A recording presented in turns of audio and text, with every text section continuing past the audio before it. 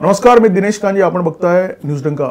महामुलाखतच्या एका नव्या भागामध्ये आपण पुन्हा एकदा भेटतोय आणि आज आपल्या सोबत जे पाहुणे आहेत ते वरिष्ठ पत्रकार आहेत. आज 24 डिसेंबर, उद्यापासून माजी पंतप्रधान अटल बिहारी वाजपेयी यांच्या जन्मशताब्दी वर्षाला सुरुवात होते आणि त्या निमित्ताने आपण अटलजींवर एक छान पुस्तक लिहिणाऱ्या सारंग दर्शने यांच्याबरोबर चर्चा करणार आहोत. सारंगजी नमस्कार. नमस्कार. नमस्कार. न्यूज डंकाच्या स्टुडिओमध्ये आपलं मनापासून स्वागत. उद्यापासून दिवंगत पंतप्रधान अटल बिहारी वाजपेयी यांच्या जन्मशताब्दी वर्षाला सुरुवात होते. परंतु त्यांच्या जन्मतारखेबद्दल पण घोळ आहे, तर आपण मुलाखतीची सुरुवात त्या विषयापासून करू.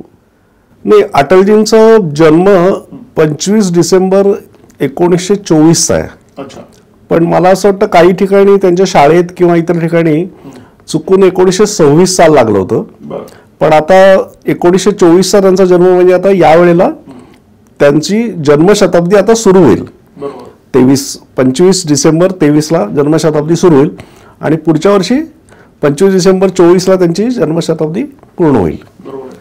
अटलजींच्या आयुष्यावर तुम्ही छान पुस्तक लिहिलं 2017 मध्ये. हो. आणि या पुस्तकाची खूप चर्चा झाली. आतापर्यंत त्याच्या 5 आवृत्त्या प्रसिद्ध झालेल्या आहेत. बरोबर. तर मुळात अटलजींवर तुम्हाला पुस्तक लिहावंसं का वाटलं, त्याबद्दल थोडक्यात जर आम्हाला सांगा. अटलजींवरती पुस्तक का लिहावंसं वाटलं तर खरं तर हे पुस्तक आहे राजहंस प्रकाशनाने काढलेलं. दिलीपराव माझगावकर हे राजहंसचे संचालक आहेत आणि त्यांच्या मनामध्ये अशी एक संकल्पना आली होती की अटल बिहारी वाजपेयींची एकूण कारकीर्द, त्यांचा सगळा काळ मोठा, राजकारणातला अनुभव, याच्यावरती मराठीमध्ये काहीतरी चांगलं पुस्तक, चरित्र असं यायला हवं, मीमांसा करणारं, असं त्यांच्या मनात होतं.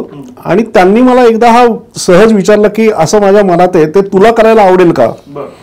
तर मी त्यांना लगेचच म्हणालो की हो, मला हे आवडेल. याचं कारण असं की मला स्वतःला माझे अतिशय लाडके नेते महाराष्ट्रातले, भारतातले आहेत, त्याच्यातले अटलजी एक आहेत. त्यामुळे मी त्यांना म्हणालो की मी अगदी जरूर करेन. मग ते म्हणाले की तू अभ्यासाला लाग. त्याप्रमाणे मग मी अभ्यास केला आणि जवळजवळ मला हे पुस्तक पूर्ण व्हायला 4-4.5 वर्षांचा कालावधी लागला.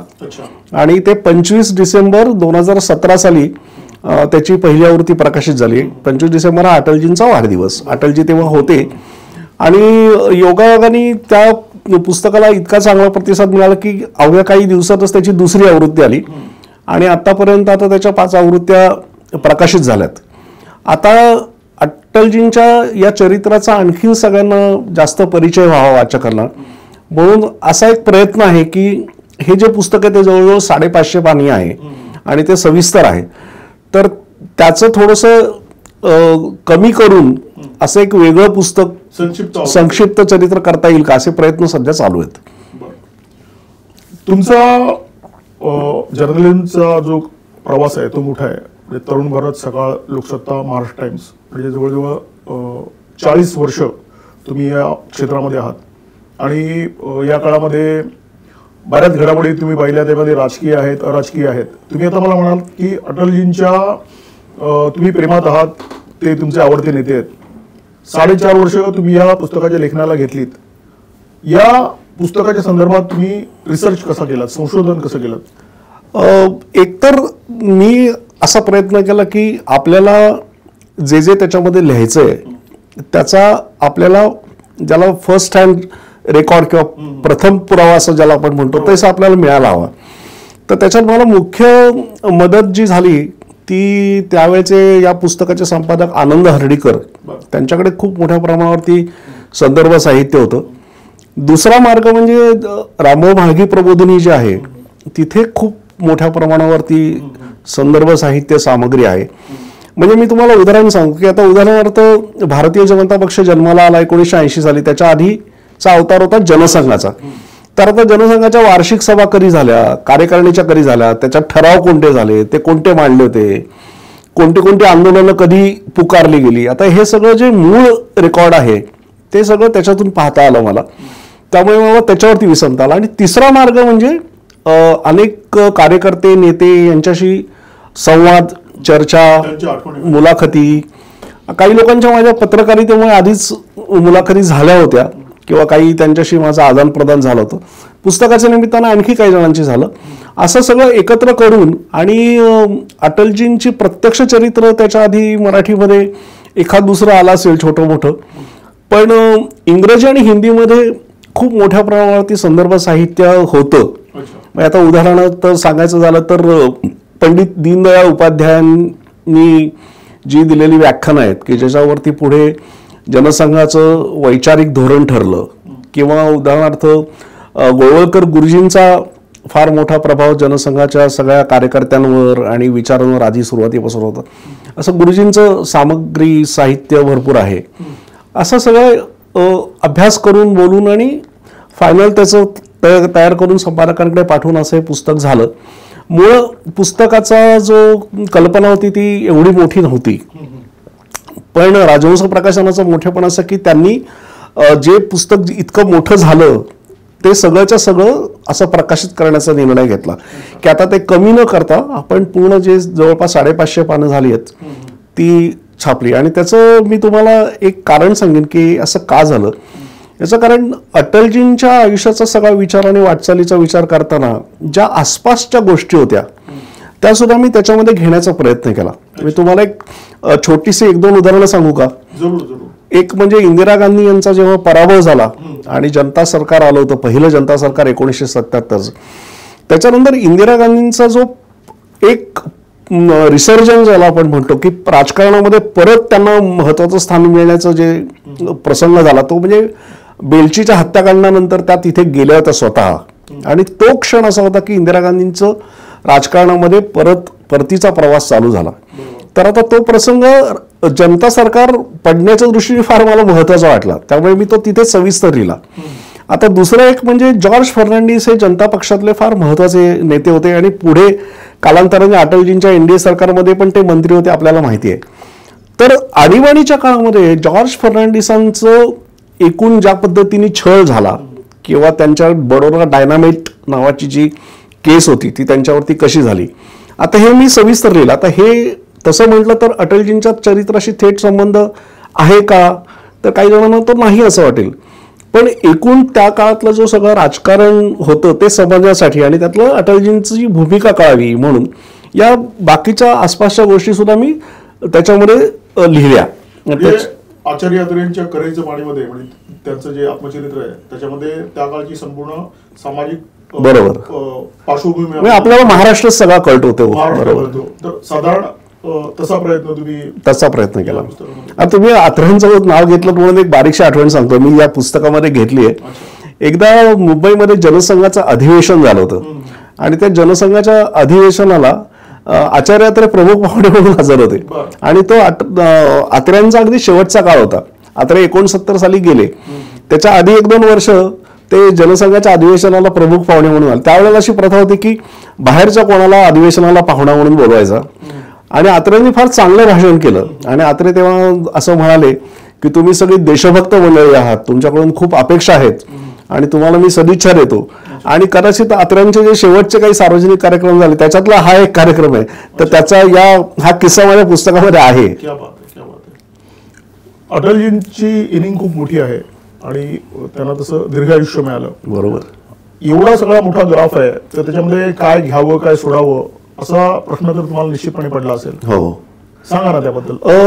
कसं झालं की अटलजींचा जो सुरुवातीचा जो काळ आहे ना तो अतिशय संघर्षाचा आहे आणि गेल्या 2 पिढ्यांनी 3 पिढ्यांनी अटलजींना जे पाहिलं ते समजा आपण 1977 साली जेव्हा ते परराष्ट्र मंत्री झाले तेव्हापासूनचा काळ लोकांच्या जास्त डोळ्यासमोर आहे. आणि ते तेव्हा सत्तेत आले होते किंवा विरोधात जरी असले तरी ते he was a very prominent leader अशा अर्थाने.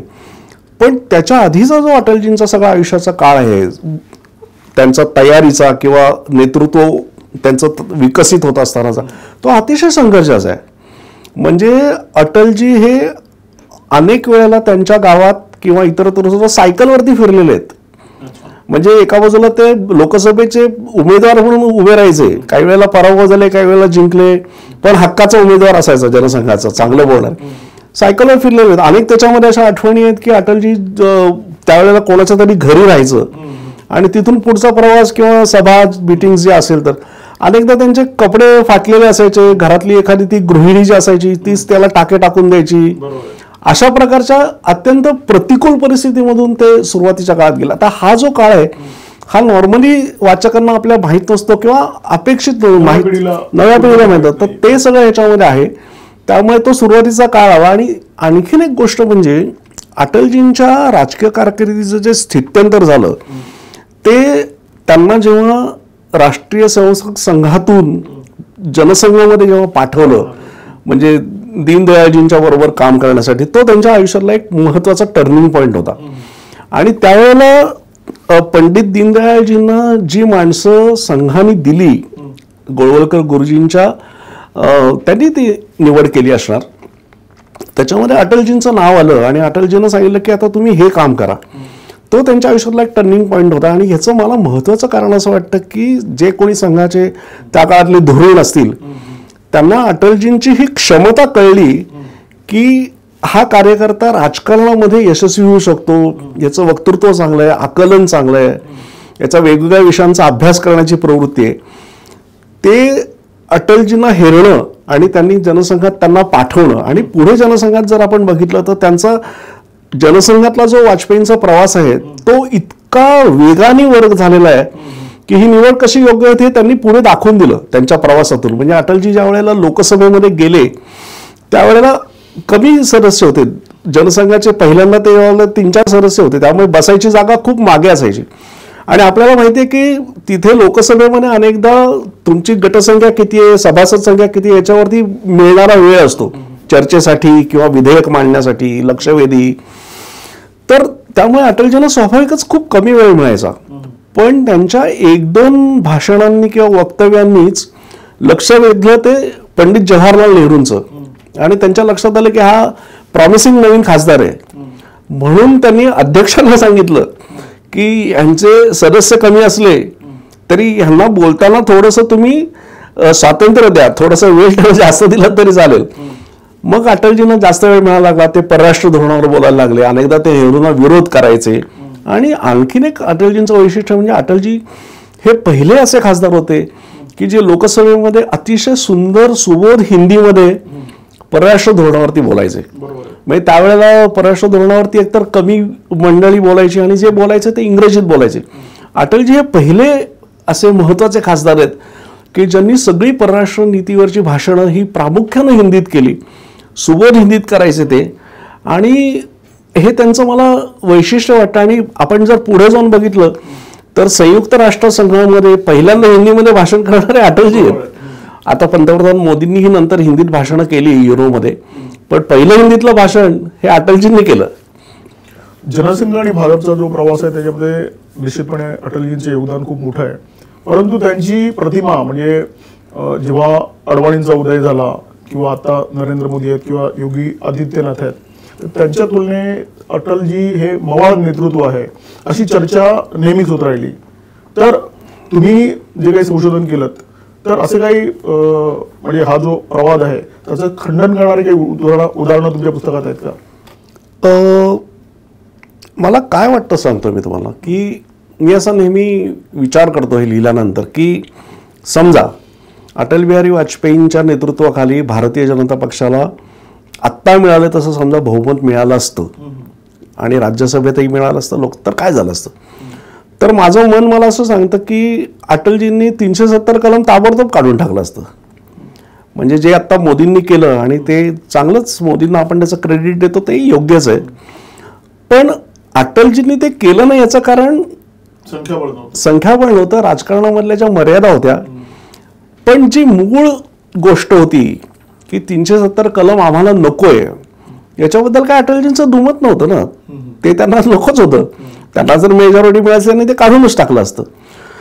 अटलजींचं हिंदुत्व हे इतरांच्या हिंदुत्वापेक्षा वेगळं आहे का असा जर आपण विचार केला तर आपण असं म्हणू शकतो की अडवाणींच्या हिंदुत्वाचं प्रगटीकरण आणि अटलजींच्या हिंदुत्वाचं प्रगटीकरण, manifestation of their Hindutva ideology ही वेगळी आहे. त्यांची भाषा वेगळी आहे, परिभाषा वेगळी आहे. पण मला असं वाटतं की त्याचं जे मूळ तत्व किंवा सत्व जे आहे ते फार वेगळं नाहीये. त्याच्यामध्ये एक आपण लक्षात घेतलं पाहिजे की इतके मोठे पक्ष चालवताना ना पुष्कळदा व्यूहरचना ही करावी लागते, धोरणात्मक अशा प्रकारची पण रचना करावी लागते. आता अटलजी हे राम जन्मभूमी आंदोलनापासून थोडेसे दूर राहिल्यासारखे आपल्याला दिसतात, किंवा त्यांच्या ते कधी कधी मध्ये मध्ये सहभागी व्हायचे, पण फार ते आघाडीवरती होते असं आपल्याला दिसत नाही. पण त्याचा एक आपण दुसरा परिणाम लक्षात घेतला पाहिजे की ज्या वेळेला मुंबईच्या अधिवेशनामध्ये अडवाणींनी असं म्हटलं की पुढचे पंतप्रधान अटलजी होतील आणि स्वतः ते थोडे मागे आले, त्याचा फायदा राजकारणामध्ये भारतीय जनता पक्षाला असा झाला की अटलजींच्या या प्रतिमेमुळे अनेक मित्रपक्ष भाजपला येऊन मिळाले आणि त्यामुळे भारतीय जनता पक्षाचं सरकार येऊ शकलं. जर खूप कडवट भूमिका हिंदुत्वाची अशी भाजप तेव्हा रेटत राहिला असता किंवा अटलजींकडे नेतृत्व आलंच नसतं तर अशी आघाडी होणं अवघड झालं असतं. तशी आघाडी होणं हे राजकारणात आवश्यक असतं आणि त्याच्यामध्ये फायदा असा असतो की आघाडीचं राजकारण करताना तुम्हाला स्वतःला वाढण्याची संधी असते आणि तसा भारतीय जनता पक्ष वाढला आणि आज जे सगळं भारतीय जनता पक्षाला बहुमत मिळालंय त्याच्यामध्ये अटलजींसारख्या या दूरदृष्ट्या राजकारणाचाही मोठा भाग आहे. मग आता याच्यात कोणाला असं वाटू शकेल की हा दुटप्पेपणा आहे का, की अडवाणींनी एक म्हणायचं आणि अटलजींनी एक म्हणायचं, असं काही जणांना आक्षेप असू शकतो. तसं ते नाहीये. आणि अटलजींचं जे हिंदुत्व आहे ना ते आधीच्या काळात कसं व्यक्त झालंय याची उदाहरणं या पुस्तकात आहेत. तुम्ही म्हणाल तर मी आता सांगू शकतो. ते भिवंडीला एक मोठी दंगल झाली होती, पहिली दंगल भिवंडीची, आणि शिवजयंतीच्या मिरवणुकीवरून ती झाली होती. ती दंगल झाली, दोन्ही समाजामधले लोक मरण पावले.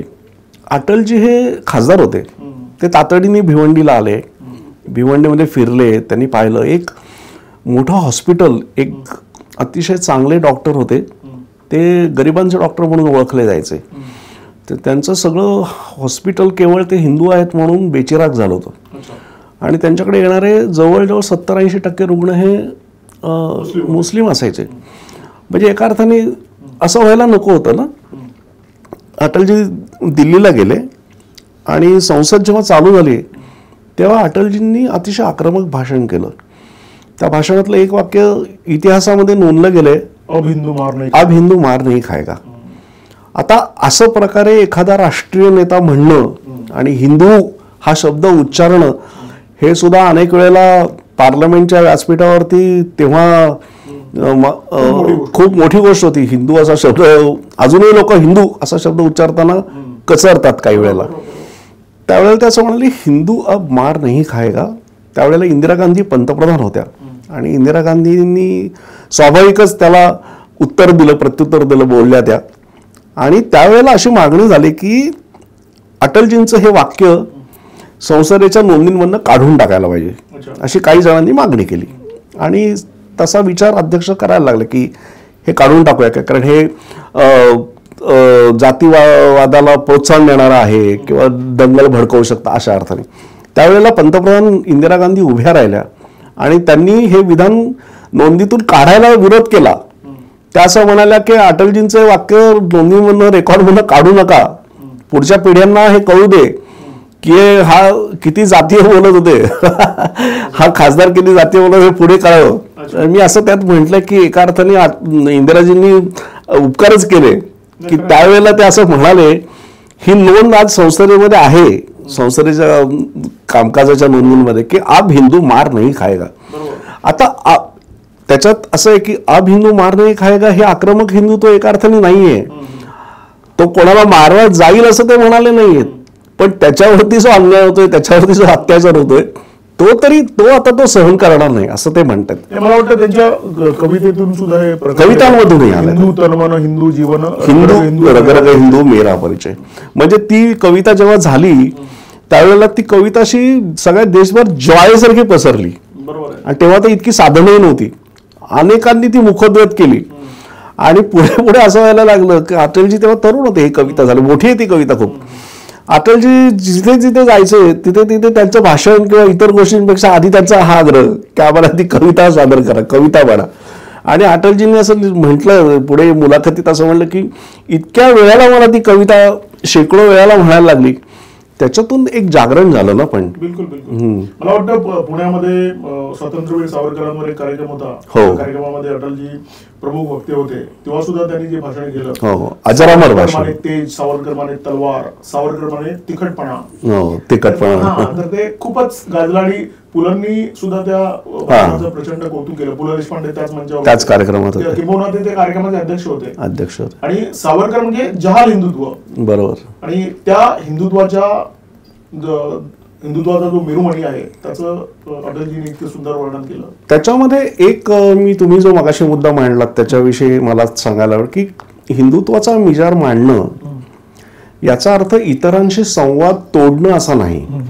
त्याच्यामुळं जेव्हा अटलजी जनसंघाचे नेते होते तेव्हा त्यांचा समाजवाद्यांच्याशी चर्चा संवाद होता, चरण सिंग यांच्या भारतीय लोकदलाशी संवाद होता, मोरारजीभाई त्यावेळेला 69 साली फुटून संघटना काँग्रेसची स्थापना झाली त्यांच्याशी संवाद होता, मूळ एक स्वतंत्र पक्ष होता जो नेहरूंच्या काळातच बाहेर पडला होता काँग्रेस, त्यांच्याशी संवाद होता.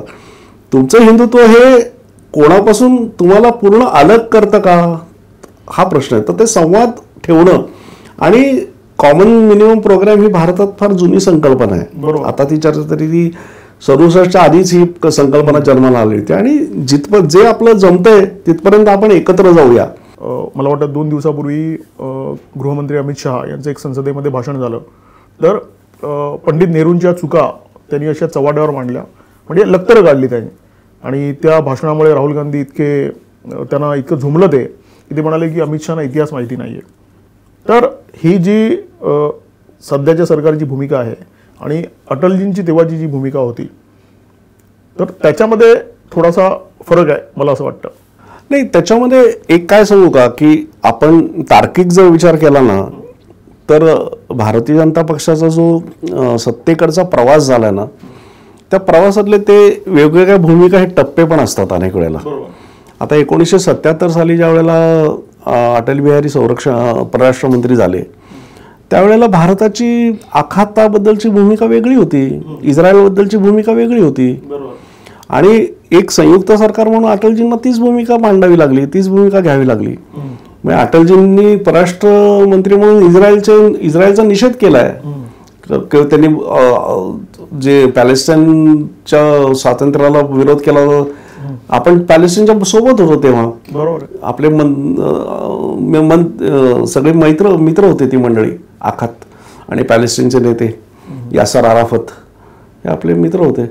पण ती भूमिका अटलजींना घ्यावीच लागली. तुम्हाला पूर्ण ताकद मिळणं हा जो असतो भाग.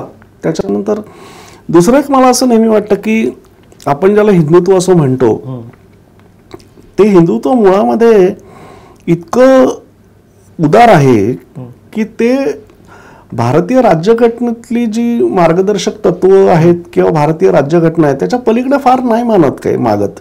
आता उदाहरण सांगतो मी तुम्हाला की समजा 370 कलमचा आपण विचार केला तर 370 कलमच्या म्हणजे घटनेमध्ये म्हटलंच आहे की हे तात्पुरतं आहे. सर्वोच्च न्यायालयाने परवा निकालामध्ये असं स्पष्ट म्हटलंय की ही तात्पुरती व्यवस्था होती आणि तात्पुरती व्यवस्था ही कायमस्वरूपी होऊ शकत नाही ना. त्याच्यामुळे तो एक मुद्दा आला. आता दुसरा मुद्दा तो समान नागरी कायद्याचा. समान नागरी कायदा हा भारतीय राज्यघटनेच्या मार्गदर्शक तत्वांमध्ये आहेच. म्हणजे उद्या समान नागरी कायदा झाला म्हणजे ती काय केवळ हिंदुत्ववाद्यांची भूमिका असं नाही ना, बरोबर. ती भारतीय राज्यघटनेतलं तत्व आपण अंमलात आणलं. नाही पण आज एकूणच असं वातावरण झालेलं आहे की भाजपने घेतलेली भूमिका म्हणजे हिंदुत्वाची भूमिका. हा, पण म्हणजे मला त्याच्यात असं म्हणायचं की हिंदुत्वाची भूमिका आणि राष्ट्रवादाची भूमिका याच्यामध्ये काही तफावत आहे का. आता आपण समजा अयोध्येचा समजा विचार केला तर सोमनाथचं जे देवस्थान आहे त्याचं पुनरुज्जीवन कोणाच्या हस्ते झालं, सरदार पटेलांच्या हस्ते झालं. मग सरदार पटेलांनी ते केलं म्हणजे काँग्रेस काय हिंदुत्ववादी झाली का, बरोबर. तो एक देशाच्या सन्मानाचा भाग असतो. कोणी असू देत, परकीय आक्रमकांनी इथली स्मारकं किंवा इथली देवस्थानं उद्ध्वस्त करणं, इथल्या सर्वसामान्य माणसांची ज्याच्यावरती श्रद्धा आहे त्या श्रद्धेचा अपमान करणं, कृतीनी करणं, त्यांना गुलाम आपल्या अनेक मूर्ती या पायऱ्यांमध्ये टाकून द्यायची प्रथा होती. हे सगळं रिस्टोअर करावं असं समजा वाटलं तर त्याच्यात त्या समाजाची काही चूक आहे असं मला नाही वाटत. आणि तो विचार समजा कोणी ऐकला तर काही बिघडत नाही ना. बरोबर आहे. म्हणजे अनेक वर्ष समजा आक्रमण होत होती, त्या आक्रमणांमध्ये इथल्या समाजाला दाबलं गेलं असेल, त्याला परत वाटलं की अरे हे आमचे मानाचे राम हा आमच्या देशातला, आता राम मनोहर लोहिया हे आपल्या समाजवादी नेते होते. त्यांनी असं म्हणलं की भारतीयांच्या हृदयाला जर कान लावला तर त्यांच्या हृदयाचं स्पंदन हे अनुष्टुप छंदात चालतं असं ऐकू येईल तुम्हाला. अनुष्टुप छंद हा रामायणाचा छंद आहे, सगळं रामायण अनुष्टुप छंदात आहे. बरोबर. म्हणजे इथल्या समाजात जे रुजलंय त्याच्याशी नातं असणं म्हणजे ते काही कडवं हिंदुत्व होतं असं मला नाही वाटत. बरोबर. म्हणजे आणि अटलजींचा सगळा, अटलजींची ही सगळी भूमिका होती ना, ती त्याच्यामध्ये एकच आहे की आपण सगळेजण सोबत आहोत आणि इतर सगळे आहेत त्यांना सोबत घेऊनच जायचंय. बरोबर. कोणाला एक्सक्लूड करायचंय, बाजूला ठेवायचं सबका साथ सबका विकास ही मुळात बरोबर आहे. त्यांची भूमिका मोदी पुढे नेत आहे. मगाशी तुमच्या बोलण्यामध्ये एक संदर्भ आला अडवाणींचा. प्रमोद महाजनांना एकदा प्रश्न विचारण्यात आला होता की तुम्ही भाजपमध्ये 2 गट आहेत असं म्हटलं जातं, अटलजींचा एक गट आणि अडवाणींचा एक गट, तुम्ही कोणत्या गटात आहात? त्यांनी खूप छान उत्तर दिलं, भाजपमध्ये 2 गट आहेत खरं आहे, पण अटलजींच्या गटात जे लोक आहेत ते अडवाणींना नेते मानतात आणि अडवाणींच्या गटात जे लोक आहेत ते अटलजींना नेता मानतात. बरोबर आहे. पण त्या काळामध्ये एक लोकांमध्ये एक असं एक परसेप्शन होतं की या 2 नेत्यांमध्ये स्पर्धा आहे, चुरस आहे. आणि प्रत्यक्षात काय ते तुम्ही म्हणालात त्याप्रमाणे अडवाणींनी त्या सभेमध्ये अटलजींचं नाव पंतप्रधान पदासाठी सुचवलं. पण नेमकं या दोघांची केमिस्ट्री कशी होती? एकतर काय की अटलजी आणि अडवाणी हे एकमेकांचे खूप जुने मित्र होते. म्हणजे अटलजी ज्या वेळेला पहिल्यांदा खासदार झाले त्यावेळेला त्यांना संसदीय कामकाजामध्ये मदत करण्याची जबाबदारी अडवाणींवर होती. अच्छा. म्हणजे खासदाराला खूप प्रकारची मदत लागते आणि खूप प्रकारची सामग्री लागते, त्याच्यासाठी खूप संशोधनात्मक काम करावं लागतं. ते सगळं काम अडवाणी करायचे.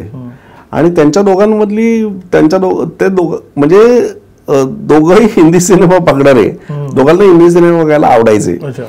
तर अशा गोष्टी घडलेल्या आहेत की एकदा दिल्लीमध्ये जनसंघाचा मोठा पराभव झाला. तर तो पराभव, आता ते दुःख विसरायचं कसं, तर हे दोघं सिनेमाला गेले आणि तो सिनेमा होता फिर सुबह होगी, राज कपूरचा. तर तो पण म्हणजे ते पण सूचक होतं सिनेमा तो वेगळा असा. तर त्यांच्यामध्ये काय असतं की नेते जेव्हा मोठे होतात त्यावेळेला त्यांच्या व्यक्तिगत महत्वाकांक्षा, त्यांची आयडिओलॉजिकल थोडे बारीक बारीक फरक असतात, ते हे एकमेकांच्या नात्यामध्ये येतं. ते मॅनेज तुम्ही कसं करता हे महत्वाचं असतं. बरोबर. आता 1980 साली जेव्हा भारतीय जनता पक्षाची स्थापना झाली आणि तेव्हा जनता पक्षामध्ये माजी जनसंघाचे खूप खासदार होते, जनसंघाचे सर्वाधिक खासदार होते तेव्हा जनता पक्षामध्ये. पण फुटल्यानंतर अटलजींच्या नेतृत्वाचा इतका मोठा करिश्मा आणि एका अर्थाने पक्षात वर्चस्व होता की अटलजींनी तेव्हा गांधीवादी समाजवाद स्वीकारला. बरोबर. 1980 साली. आता जनसंघाचा जो प्रवास 1977 पर्यंत झाला त्याच्यापेक्षा हा गांधीवादी समाजवाद एकदम वेगळा होता, विपरीत होता. तो कदाचित अडवाणींना आवडला नसेलही. आणि सुदैवाने असं झालं की 4-5 वर्षांमध्येच त्या गांधीवादी समाजवाद अजूनही भारतीय जनता पक्षाच्या घटनेमध्ये आहे आणि त्यांच्या जे गांधीवादी समाजवाद अंमलात आणणं हे महत्वाचं एक उद्दिष्ट भाजपचं आजही आहे. पण त्यांच्या स्ट्रॅटेजीमधनं गांधीवादी समाजवाद मागे पडला आणि राम मंदिराचं आंदोलन हे पुढे आलं. तर आता भारतीय जनता पक्षाचा आज जो विस्तार झालाय त्याच्यामध्ये हे सगळं स्वाभाविकच मोठं श्रेय हे राम जन्मभूमी आंदोलनाला आहे आणि अडवाणींना हे मोठं श्रेय. आता या 2 नेत्यांमधल्या काही प्रमाणामध्ये थोडी स्पर्धा असणं किंवा वेगळे विचार असणं हे स्वाभाविक आहे. आता अटलजी ज्या वेळेला पंतप्रधान झाले त्यावेळेला तुम्हाला लक्षात येईल की अडवाणी काही पूर्ण वेळ उपपंतप्रधान नव्हते, त्यांना नंतर उपपंतप्रधान केलंय. बरोबर. पहिला 3-4 वर्ष अडवाणी उपपंतप्रधान नव्हते. दुसरं असं की त्याच्यात मी उल्लेख केलाय की अटलजींकडे एक असा प्रस्ताव आला होता, सूचक प्रस्ताव आला होता की आता आपण राष्ट्रपती होऊ शकता. आणि आपलं जे पद आहे ते आपण अडवाणींकडे सोपवू शकतो. पण ते अटलजींना नाही रुचलं आणि अटलजींनी ते स्वतःकडे ठेवलं आणि स्वतःच्या नेतृत्वाखालीच पुढच्या निवडणुका ते ज्याच्यात पराभव झाला ती निवडणूक अटलजींच्या नेतृत्वाखालीच झाली. आता या सगळ्या गोष्टींमध्ये दरवेळेला व्यक्तिगत आकांक्षा किंवा महत्वाकांक्षा असते असं नाही, काही वेगळा विचारही असतो. आणि अडवाणींचं तर मला नेहमीच खूप विशेष वाटतं की आता नरेंद्र मोदी जेव्हा पहिल्यांदा 2014 मध्ये पंतप्रधान झाले तेव्हापासून अडवाणी निवृत्तच आहेत. तेव्हाच ते खासदार होते तरी सुद्धा त्यांच्याकडे काही कोणतं पद आलं नाही.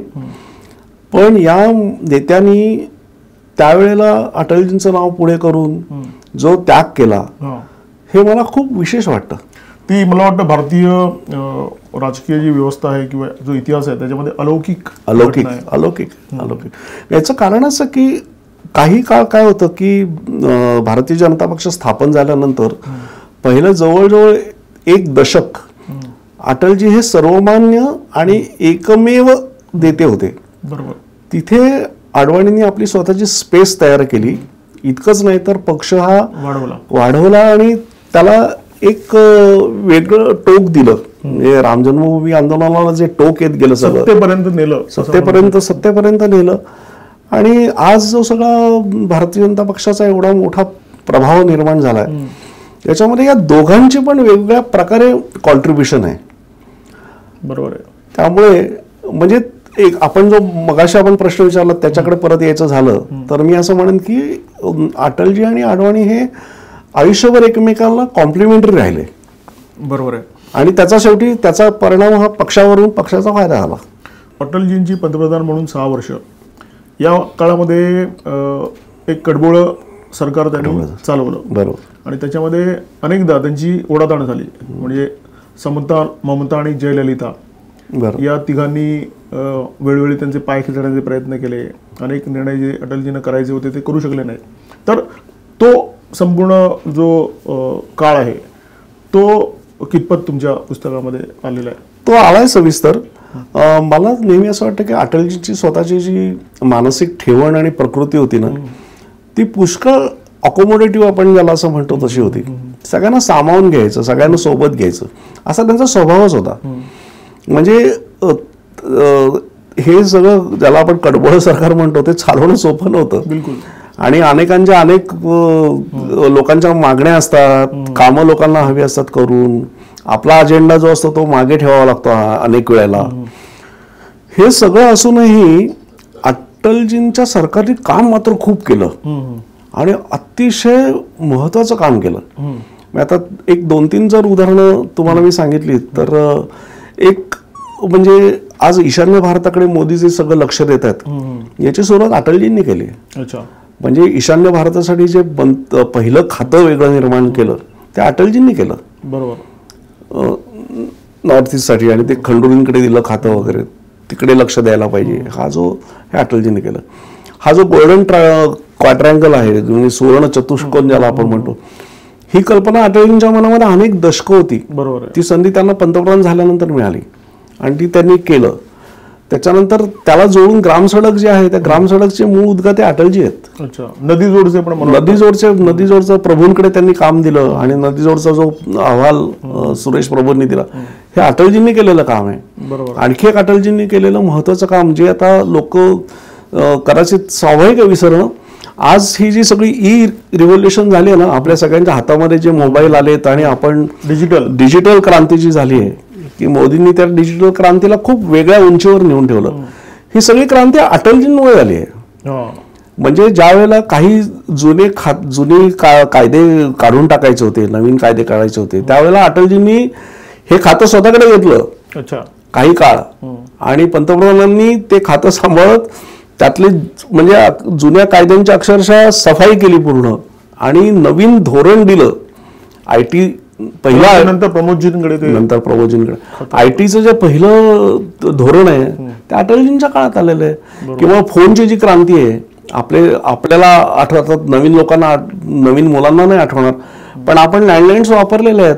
बरोबर. आणि त्या लँडलाईन मिळवणं हा पण एक मोठं होतं. पोखरण पण मला वाटतं त्यांनीच केलंय. पोखरणचं खूप मोठी म्हणजे हा जो एक याच्यामध्ये मी लिहिलंय ते तुम्हाला मी सांगतो की नरसिंहराव ज्या वेळेला पंतप्रधान होते त्या काळामध्ये हा दुसरा अणुस्फोट करण्याची तयारी जवळपास झाली होती.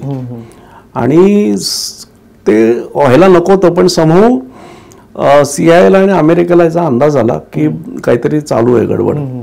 आणि अमेरिकेने खूप मोठ्या प्रमाणात आपल्यावरती दबाव वाढला.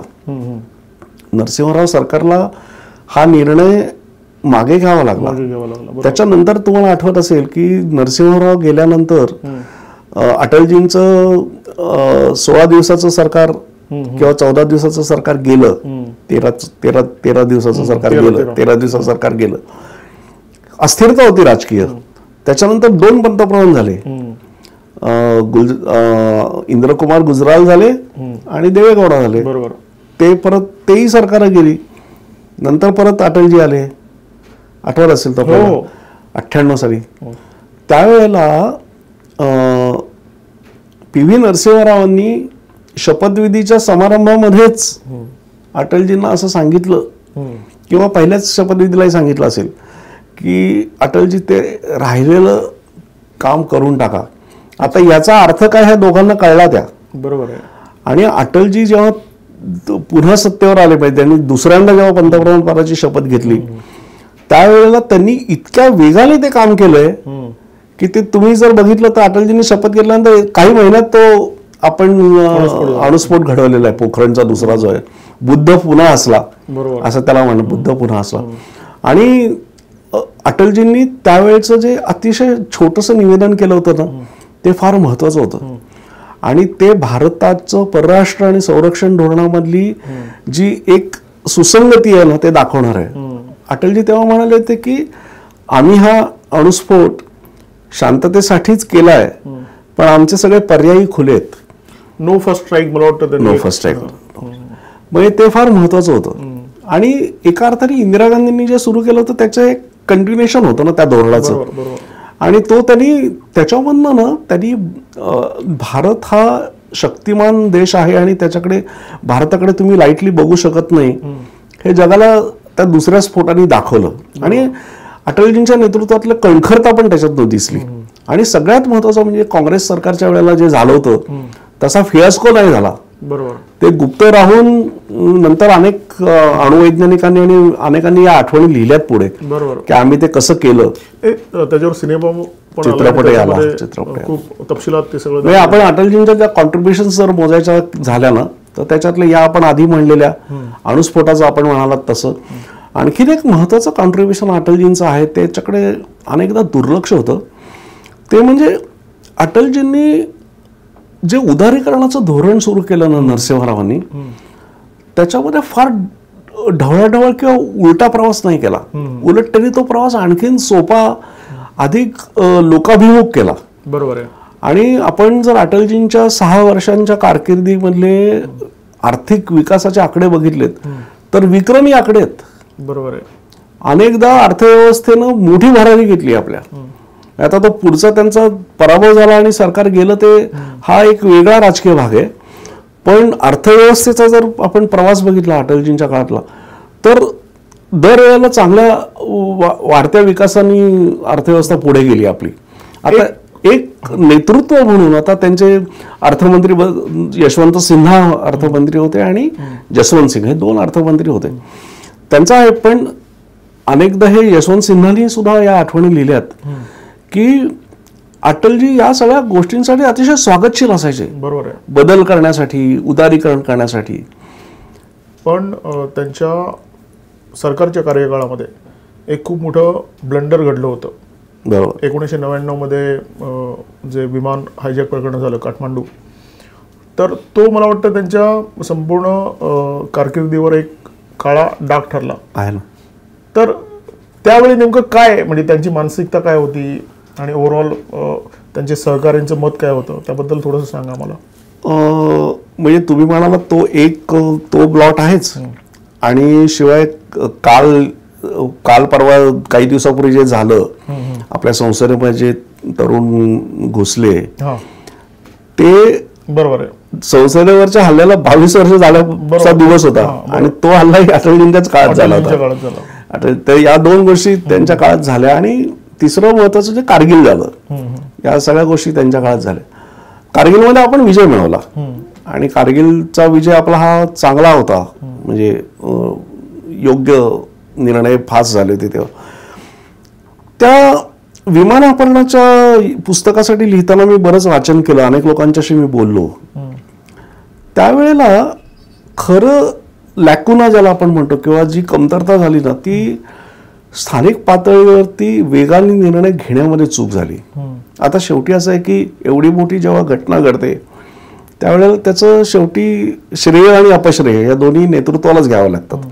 त्यामुळे समजा त्यावेळेच्या केंद्र सरकारला किंवा नेतृत्व करणाऱ्या अटलजींना त्या जबाबदारीपासून आपण मुक्त करतो असं नाही आहे. पण स्थानिक पातळीवरती जे कोऑर्डिनेशन होणं आवश्यक होतं, म्हणजे ते विमान तुम्हाला आठवत असेल की काठमांडून ते उडाल्यानंतर ते अमृतसरला आलं होतं. अमृतसरमध्ये ते काही काळ होतं, काही तास होतं आणि तिथून ते उड्डाण करून कंदाहारला गेलं. तर अमृतसर मधून त्याला उड्डाण करू न देणं आवश्यक होतं. त्या दृष्टीने काही थोडा विचार चालला होता, पण ती कृती जी वेगाने व्हायला पाहिजे आणि वेगवेगळ्या यंत्रणांमध्ये समन्वय लागतो अशा वेळेला. आणि हे काम कोणीतरी एका नेत्याने त्यांना एक नेतृत्व पटकन दिशा द्यावी लागते. गृहमंत्र्यांनी ते काम करायला पाहिजे होतं किंवा कोणीतरी केंद्र सरकारच्या एखाद्या वरिष्ठ माणसाने ते करायला पाहिजे की ते विमान अमृतसरहून उडून द्यायला नको होतं. तसं जर झालं असतं तर त्याच्यातून जे दहशतवादी गेले ते आपल्याला सोडावे लागले. पुढे मुंबईच्या हल्ल्यामध्ये त्यांचा परत सहभाग होता. म्हणजे आपल्या देशाच्या दृष्टीने ती अतिशय वाईट गोष्ट घडली. आणि तुम्ही म्हणता ते बरोबर आहे की अटलजींच्या कारकिर्दीचा तो एक आहेच काळा डाग, छोटासा आहेच तो. आणि संसदेवरचा हल्ला हाही आहे. संसदेवरती सुदैवाने ते सगळे जे जवान होते त्यांनी आपलं प्राणांचं बलिदान दिलं म्हणून ते हल्लेखोर आजपर्यंत येऊ शकले नाहीत. नाहीतर तोही फार मोठा अनवस्था प्रसंग झाला असता. मग ते त्यांना बंदोबस्त बनवलं असतं खासदारांना. खूप फार फार योजना होती, खूप मोठी ट्रॅजेडी झाली असती ती. पण शेवटी काय सांगू का, मला असं वाटतं की कोणत्याही नेत्याचं ज्या वेळेला आपण संपूर्ण सामग्र्याने विचार करतो, समग्र विचार करतो, त्यावेळेला या सगळ्या बेरीज आणि वजाबाक्या करायच्या असतात. आणि शेवटी आपल्याला असा निष्कर्ष काढायचा असतो की एकूणात काय झालं, एकूणात आपल्याला लाभप्रद झालं का देशाला, नवीन काही मिळालं का. तर तसं मला असं वाटतं की हे जे लागोपाठचे दोन्ही पंतप्रधान होते, म्हणजे 5 वर्ष नरसिंहरावांची आणि 6 वर्ष अटलजींची, हे मी अनेकदा एकत्र पाहतो. आणि त्याच्यामध्ये मला आजच्या दृष्टीने एक महत्वाची गोष्ट अशी सांगावीशी वाटते. मगाशी मी ओझरता उल्लेख केला की अनेकदा देशहिताच्या ज्या गोष्टी असतात त्या पक्षभेद विसरून करायच्या असतात आणि त्या पुढे न्यायच्या असतात. आणि त्या दृष्टीने बघितलं तर अटलजी आणि नरसिंहराव या दोघांचे एकमेकांच्याशी अतिशय चांगले व्यक्तिगत संबंध होते. मैत्रीच होती त्यांची. आणि त्यामुळे रावांनी केलेल्या, म्हणजे जुन्या राज्यकर्त्यांनी केलेलं सगळं मला पुसून टाकायचंय असं अटलजींनाही कधी वाटलं नसेल. आणि आपण ज्या केलेल्या चांगल्या गोष्टी त्या पुढे जात आहेत याचं रावांना पण समाधान वाटलं असेल. कारण भारतासारखा इतका मोठा खंडप्राय देश चालवताना एक प्रकारचं कंटिन्युएशन इन पॉलिसीज असं लागतंच. आणि तो विवेक अटलजींकडे होता. आणि त्यांनी स्वतःचा आग्रह, स्वतःच्या पक्षाचा आग्रह आणि ही कंटिन्युटी या दोन्हीचा मेळ फार चांगला. मला वाटतं तो विवेक नरसिंहराव जे पंतप्रधान होते तेव्हा अटलजींनी पण दाखवला.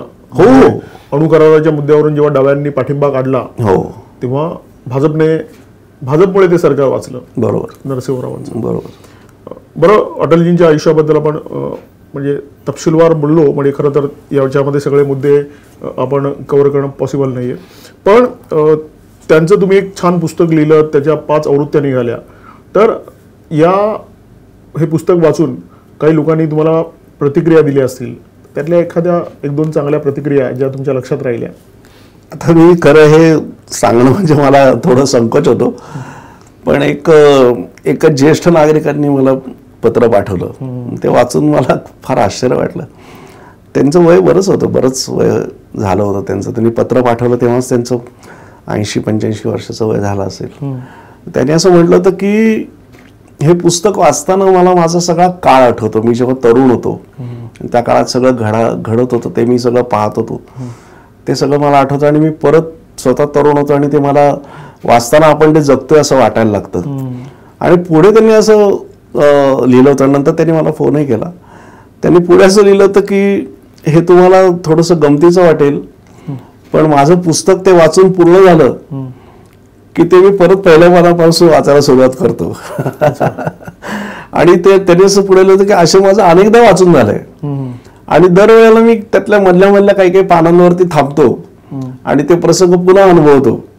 असं दरवेळेला मला दरवेळच्या वाचनामध्ये वेगवेगळ्या प्रसंगांमध्ये मी परत गुंतून जातो. आणि त्यांनी असं पुढे म्हटलं की आता माझं वय इतकं झालंय की आता मला नवीन काहीतरी वाचावं याच्यापेक्षा तुमचंच पुस्तक पुन्हा पुन्हा वाचावं असं वाटतं. तर ते मला मोठी त्यांची मला गंमत वाटली. असं एखादा वाचक करू शकतो हे मला विशेष वाटलं. मला दुसरं एक फार म्हणजे आपल्या सगळ्यांनी शिकण्यासारखंच आहे ते. मला संघ परिवार किंवा भाजपच्या विचारांशी ज्यांची फारशी मैत्री नाही अशा काही कार्यकर्त्यांनी आणि नेत्यांनी मला पत्र पाठवली. ते भाजपच्या विचार, पण त्यांनी असं म्हटलं की त्यांनी असं लिहिलं होतं की अटलजींसारखा एक मोठा नेता कसा वागतो, राजकारण कसं पुढे नेतो हे तुझ्या पुस्तकांना आम्हाला कळलं. आणि भाजपच्या विचारांशी समजा माझं जमत नाहीये तरी सुद्धा एका नेत्याचा प्रवास कसा होऊ शकतो हे वाचायला फार मजा आली. बरोबर. आता हे या प्रतिक्रिया मला जरा छान वाटतात. आता ज्यांचा अटलजींच्याशी जे अटलजींना हिरो वाटतात, अटलजी ज्यांचे हिरो आहेत त्यांना ते आवडणं स्वाभाविकच. आणि अशी माझ्याकडे चाहत्यांची पत्र भरपूर आली अजूनही येत असतात. आणि अनेकदा काही वेळेला लोक त्याच्यातल्या एखाद्या प्रसंगाविषयीची काही शंका पण विचारतात की हे असं झालं होतं त्यावेळेला खरं काय झालं होतं. आता त्याच्यातला एक बारीकसा किस्सा सांगतो तुम्हाला. सगळ्या लोकांची अशी समजूत आहे की ज्या वेळेला 1971 साली आपण बांगलादेशाचं युद्ध जिंकलं त्यावेळेला अटलजींनी इंदिराजींचा दुर्गा असा केला, असं त्यांनी केला असं सगळ्यांना वाटतं. तसं नाहीये. ते मी माझ्या पुस्तकात सविस्तर लिहिलंय की हा गैरसमज कसा पसरला. आणि तो गैरसमज असं झाला की एक कोणतेतरी दुसरे एक दुय्यम तिय्यम पातळीवरचे नेते किंवा आपले मराठीच नेते होते त्यांनी काहीतरी अशा स्वरूपाचा उद्गार कुठेतरी काढला होता. आणि त्याच्यानंतर ते दुर्गा हे जाऊन चिकटलं अटलजींना आणि ते इतकं पसरलं की शेवटी अटलजींनी सुरुवातीला 3-4 वेळाला त्याचा इन्कार केला की मी असं नाही म्हणालेलो. पुढे त्यांनी ते सोडून दिलं. एका मुलाखतीमध्ये त्यांनी खंडन केल्याचं खंडन केलं त्यांनी त्याचं रेकॉर्डही आहे. बरोबर. आणि तुम्हाला त्याच्यातला आणखी एक किस्सा सांगतो. ते म्हणजे इंदिरा या नावाचं चरित्र पुपुल जयकरांनी लिहिलं. आणि पुपुल जयकरांनी पण खूप काम केलं ते पुस्तक लिहिताना. ते नंतर अशोक जैनांनी मराठीमध्ये आणलं ते पुस्तक इंदिरा. तर हे पुस्तक लिहिताना पुपुल जयकर अटलजींकडे गेल्या आणि अटलजींना त्या म्हणाल्या की इंदिराजींचं चरित्र मी लिहितेय त्याच्यात बांगलादेशाचा जो भाग आहे तर तेव्हा संसदेमध्ये आपण असं काही म्हणाला होतात का. तर अटलजी पुपुलजींना म्हणाले नाही मी असं नाही म्हणालो, मी बाहेरही असं म्हणालो नाही आणि संसदेतही नाही म्हणालो. मग पुपुल जयकर संसदेत गेल्या आणि संसदेतलं त्यांनी इतर कामासाठी रेकॉर्ड बघितलंच असणार. त्यांनी हे रेकॉर्ड पण बघितलं, त्याच्यात कुठेही असा उल्लेखच नव्हता. बरोबर. पण कधी कधी काय दंतकथा नेत्यांना कशा जाऊन चिकटतात त्याचं हे उदाहरण आहे. बरोबर आहे. आता म्हणजे समजा ते दुर्गा म्हणाले असते तर तो गौरव झाला असता इंदिराजींचा. पण अनेकांना अजूनही असं वाटतं की ते असं म्हणाले होते पण ते कसं नव्हते म्हणाले हे मी याच्यात तेही मला काही लोकांनी कळवलं की अरे आम्हाला आतापर्यंत हे माहितीच नव्हतं की ते खरंच म्हणाले नाहीयेत. तर अशा गमती होतात आणि कधी कधी जाऊन नेत्यांना चिकटतात आणि त्याच्यातून त्यांची प्रतिमा अशी मोठी होते. मला ना तुम्हाला एक आणखी एक अटलजींच्या व्यक्तिमत्वाविषयी आपण मगाशी जे बोलत होतो ना आणि हिंदुत्वाविषयी बोलत होतो एक मला बारीकसा किस्सा सांगायचा आहे. एकदा एक खूप मोठी दंगल झाली होती आसाममध्ये आणि हिंदू आणि मुस्लिम दोन्ही तिथे मरण पावले होते. बऱ्याच मोठीच दंगल झाली होती ती. आणि त्याच्यानंतर अटलजी तिथे गेले, प्रत्यक्ष गेले भेटायला. आणि त्यावेळेला त्यांच्यासोबत प्रचारक होते तेही मराठीच होते, संघाचे प्रचारक कोणीतरी सोबत होते त्यांच्या तेव्हा. आणि अटलजी सगळ्या लोकांच्या घरी गेले, भेटले. त्यांना फार दुःख, अटलजी फार संवेदनशील होते मनाने. त्यांना दुःख झालं ते सगळं बघून की अशी जाळपोळ का व्हावी, लोकांनी एकमेकांचे जीव का घ्यावेत एकत्र राहणाऱ्या. तर ते निघता त्यांना असं कळलं की पोलिसांनी जो गोळीबार केला त्याच्यामध्ये एक 10-11 वर्षाचा मुलगा मरण पावलाय. अच्छा. आणि तो मुस्लिम होता मुलगा. तर अटलजींना ते कळल्यानंतर अटलजी म्हणाले की आता या घरी आपण जायला पाहिजे, या मुलाच्या त्याच्या आईवडिलांचं सांत्वन केलं पाहिजे, त्यांचं कोणत्या तोंडाने आपण त्यांचं दुःख म्हणजे त्यांना कोणत्या शब्दात आपण त्यांचं सांत्वन करायचं. तर त्यांना लोक म्हणाले की अटलजी वातावरण खूप तापलेलं आहे, एकमेकाच्या समाजाचे एकमेकांची अशी अजून थंड नाही झालेलं पूर्ण, लोकांच्या मनात राग आहे अजून या सगळ्याचा. तर ते अटलजी हटून बसले. ते म्हणाले नाही, या मुलाच्या घरी मला जायचंच आहे. शेवटी तो निरोप पाठवला की अटलजी येत आहेत. अटलजी त्या साधं घर, छोटं, कित्येक वर्षापूर्वीची गोष्ट, तेव्हा गरिबी म्हणजे मध्यमवर्गीय सुद्धा गरीबच होते ना तेव्हा, त्या घरी अटलजी गेले आणि अटलजींनी त्या आईची आणि वडिलांची जवळ घेऊन समजूत काढली आणि ते म्हणाले की तुमचा मुलगा हा भारत मातेचा मुलगा होता, आपला आमच्या सगळ्यांचा मुलगा होता आणि तो गेल्याचं तुम्हाला जेवढं दुःख आहे तेवढंच मला पण दुःख आहे. असं खूप वेळ ते बसले आणि अटलजी तिथे येत आहेत त्या वस्तीमध्ये असं जेव्हा कळलं तेव्हा काही काळ थोडासा तणाव निर्माण झाला होता. पण ज्या पद्धतीने ते आले, ज्या पद्धतीने त्या लोकांच्याशी बोलले, त्याचं सगळं वातावरण बदलून गेलं पूर्ण. त्यांना कळलं की हा वेगळा नेता, हा नुसता केवळ म्हणजे जातीवादी भाषा बोलणाऱ्या नेत्यांसारखा नाहीये, त्याला कळतीये वेदना. पलीकडे नेत्यांना रोखावं लागतं, आगीत तेल ओततील. हो ना. आणि आता तुम्हाला पुढची त्याच्यातले शेवटचं फक्त सांगतो की अटलजींना त्या घरी येताना पुष्कळ दूर वाहन उभं करून चालत यावं लागलं होतं. ते अटलजी आले, त्या घरापर्यंत आले होते. ते जाताना अशी परिस्थिती झाली की तो सगळा गाव एकत्र आला त्या घरापाशी आणि अटलजींनी जी काय किलोमीटर 2 किलोमीटर ती गाडी दूर त्यांची ठेवावी लागली असेल तिथपर्यंत तो सगळा गाव त्यांना निरोप द्यायला आला. आता एखाद्या नेत्याच्या छोट्या कृतीमध्ये सद्भावना जागवण्याची कशी ताकद असते ते त्याच्यातून दिसतं. बरोबर. म्हणून ते मी आठवण मुद्दाम त्याच्यात दिली आणि त्याचा परिणाम असा झाला की त्या सगळ्या परिसरामध्ये एक तणाव वाढला होता तो एकदम कमी झाला ना. बरोबर. आणि त्याच्यामध्ये आणखी एक फॅक्टर आहे की जो त्यावेळच्या जनसंघाच्या विरोधकांनी लक्षात घ्यायला हवा होता तेव्हा आणि आताही घ्यायला हवा, तो म्हणजे जनसंघाचा नेता होता. म्हणजे ज्या नेत्यावर किंवा ज्या पक्षावरती तुम्ही शिक्का मारलेला आहे की मुस्लिम विरोधी आहे, पण त्यांना ती वेदना कळत होती ना. ती वेदना धर्मांच्या पलीकडे जाणारी आहे, ती माणूस म्हणून आहे वेदना. म्हणून त्या मुलासाठी ते तिथे गेले.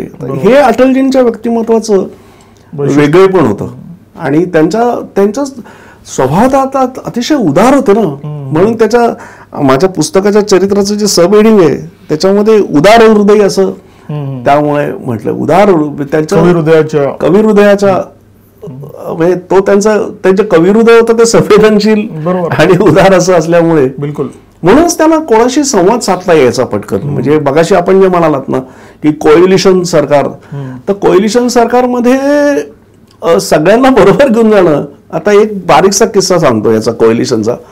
एकदा ते कलकत्त्याला गेले ममता बॅनर्जींच्या घरी आणि ममता बॅनर्जींची आई होती तेव्हा, त्या वयस्कर होत्या पुष्कळ आणि ते अटलजी त्यांना भेटायला गेले खास आणि ते काय थोडं काय बोलणं झालं असेल.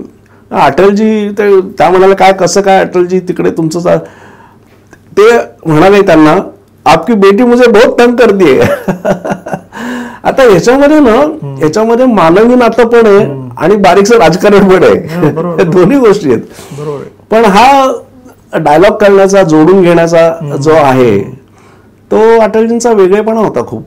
आणि आता तसे नेते कमी होत चाललेत, असे व्हायला हवेत की सगळ्या बरोबर संवाद राहील. आणि म्हणूनच अटलजी 6 वर्ष सरकार ते चालवू शकले. म्हणजे जरी जयललिता आधी बाहेर पडल्या मग द्रमुक आला, पण तरी सुद्धा ते 6 वर्ष सरकार अवघड होतं ते खूप चालवणं. ते अटलजी होते म्हणूनच चाललं. 26 पक्षांचं सरकार होतं मला. हो, त्यामुळे कठीणच होतं. आता तुलनेने मोदींनी खूप मोठाच विजय मिळवला दोन्ही वेळेला आणि त्यामुळे मोदींचं डिपेंडन्स हा वेळच नाही आली त्यांच्यावरती. पण कदाचित याच्यामुळे ते सरकार चालवणं जास्त अवघड होतं. बिलकुल राजकीय दृष्ट्या. बिलकुलच. सारंगजी, मला वाटतं जवळजवळ तासभर आपण अटलजींच्या आठवणींचा जागर केला आणि या पुस्तकामध्ये अशा बऱ्याच गोष्टी असतील ज्या कदाचित आपल्या चर्चेत आल्या नाहीत. त्यामुळे सगळ्या न्यूजडंकाच्या प्रेक्षकांना मी आवाहन करेन की हे सुंदर पुस्तक त्यांनी जरूर वाचावं. आणि या पुस्तकाच्या 5 आवृत्त्या निघाल्या, अशा अनेक आवृत्त्या पुढच्या वर्षात निघत राहाव्यात, कारण हे श्रद्धेय अटलजींना एक अभिवादन आहे. आणि त्यांच्या जन्मशताब्दी वर्षाच्या निमित्ताने, या पुस्तकाच्या निमित्ताने हा गजर, हा जागर वर्षभर सुरू राहावा अशी ईश्वरचरणी आपण प्रार्थना करूया. तुम्ही या स्टुडिओमध्ये आलात, खूप वेळ दिलात आणि खूप छान माहिती दिलीत, त्याबद्दल न्यूजडंकाच्या तमाम प्रेक्षकांच्या वतीने मनापासून धन्यवाद. नमस्कार. मलाही खूप आनंद झाला. छान होतं, मजा आहे. आमचा व्हिडिओ जास्तीत जास्त लाईक करा, शेअर करा आणि आमचे यूट्यूब चॅनल सबस्क्राईब करा. धन्यवाद.